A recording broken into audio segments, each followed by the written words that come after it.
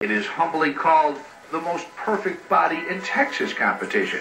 It is open to both women and men in different categories, of course, and in spite of the braggadocio title of the contest, most of the contestants were rather humble about their physical prowess. Do you think you have the most perfect body in Texas? Well, I don't know about that. I think I'm fit and should be up and running. Who's to say? I guess the judges. Do you think you have the most perfect body in Texas?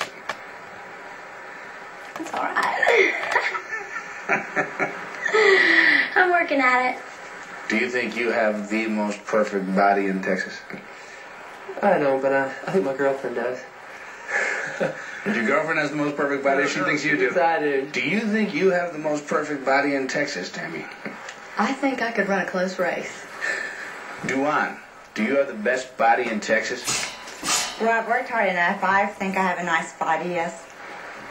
Well, do you think you have the best body? Okay, I have the best body. Now there's a girl with confidence. But to win this contest, you need more than confidence. You also need a great body.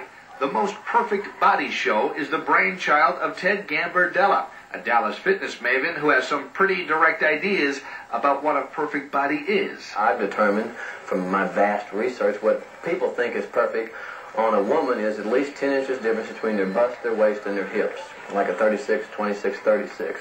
Now, they also shouldn't have any cellulite or excess fat or 2 or 3 chins and stuff like that. In a man, we're looking for symmetry. Their arm, their neck, and their calf should be the same size. If you see a guy with large arms and small legs, it doesn't look good. Their waist should be 10 inches smaller than their chest, and their shoulders 20 inches larger than their waist. While the contest allegedly promotes health and physical perfection, there is one oddity. It is perfectly acceptable for the female candidates to have, shall we say, purchased some of their body parts. When the contest started in 1980, we had a requirement that you could not have a boob job to be in the show. But subsequently, we have found that almost all the ladies that are in the contest have had a little bit of help, either on their bust or somewhere else on their body.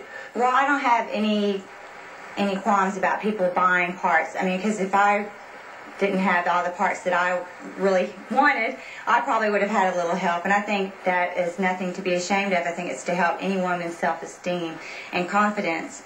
But I'm just hoping that the judges will be able to tell the difference between bot and the real thing, and that hopefully a real body will win tonight. More power to plastic surgeons. I believe in very strongly. At some point in my life, I probably will be famous.